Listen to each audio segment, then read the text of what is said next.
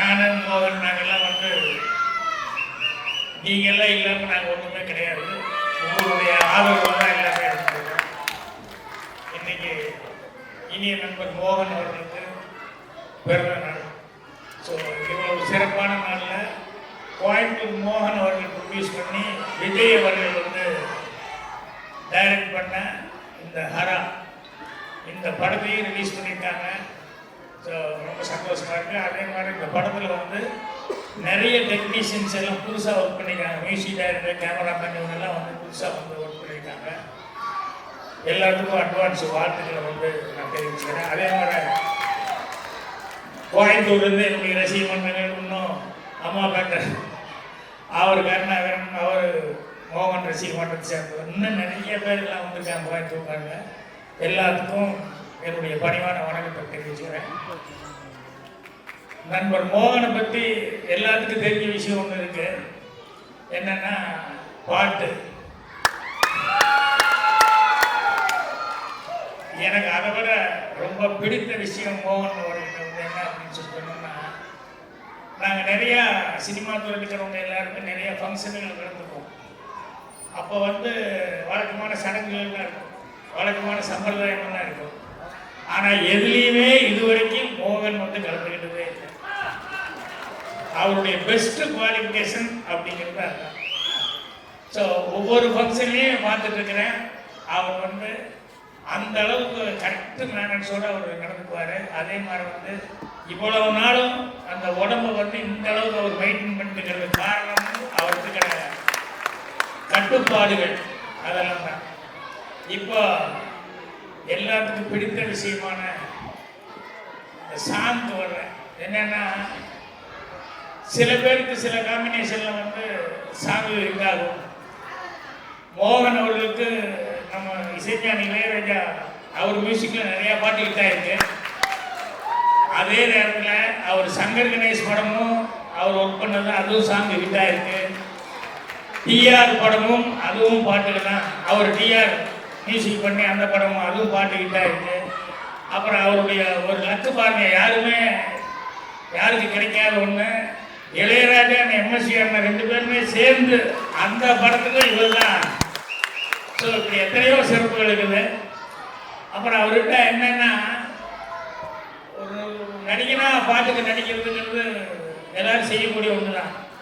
ஆனால் மோகன் நடிக்கும்போது தான் அவரே பாடினார் அப்படிங்கிற மாதிரி இருக்கு. அது அந்த உச்சஸ்தாயிலாம் அந்த பாட்டு வரும்போது அவர் அதுக்கு உண்டான அந்த பாவனைகள் கொடுக்கும்போது இந்த நரம்பெல்லாம் கூட அவர் தான் பாடுறாரு அப்படிங்கிற அளவுக்கு. ஸோ இது எல்லாருனாலையும் முடியக்கூடிய சமாச்சாரம் இல்லை. அந்த இசை ஞானம் இருந்தால் தான் அந்த மாதிரி இந்த இடத்துக்கு இப்படி மேலே போகுது அப்படின்னு இதுக்கு இப்படி பர்ஃபார்மன்ஸ் பண்ணால் தான் நல்லா இருக்கும் அப்படின்னு சொல்லி பண்ண முடியும். நான் வந்து நீங்கள் தான் பார்த்தீங்க, இப்போ இருக்கிற ஜென்ரேஷன் பார்த்தாங்களே என்னன்னு தெரியல. ரொம்ப கஷ்டமான விஷயம் என்னென்னா, இந்த அம்பிகா பட்டிங்கிற படத்தில் வந்து சிவாஜி சார் வந்து சிந்தனை செய்மனமே அப்படின்னு சொல்லிட்டு ஒரு பாட்டு வரும்.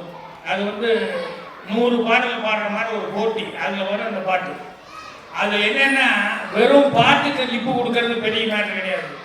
அது இந்த ஸ்வரங்கள் வந்து சரிக்காதப்பா அப்படின்னு சொல்லிட்டு அந்த ஸ்வரங்கள் வந்து கண்டினியூஸாக அதிகமாக வந்து ஸ்வரங்கள் வந்துக்கிட்டே இருக்கும் பாட்டில்.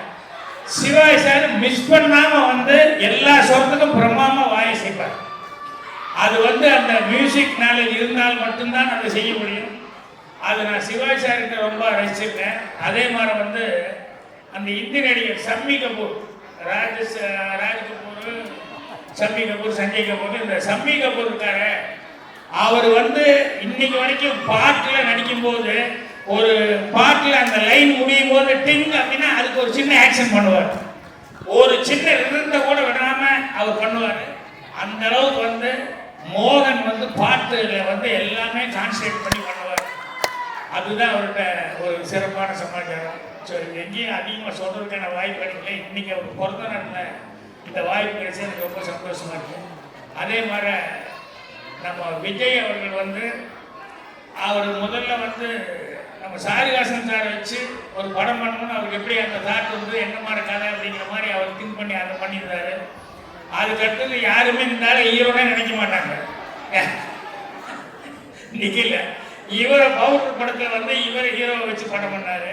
இப்ப நிச்சயமா மோகன் அவர்கள் வந்து இந்த பாட்டெல்லாம் பார்க்கும்போது ஸ்டில்ஸ் இதெல்லாம் பார்க்கும்போது டெஃபினட்டா வேற மாதிரி ஒரு மோகன் அவர்களை காமிக்கணும்னு சொல்லி அவர் ட்ரை பண்ணியிருக்காரு அப்படின்னு.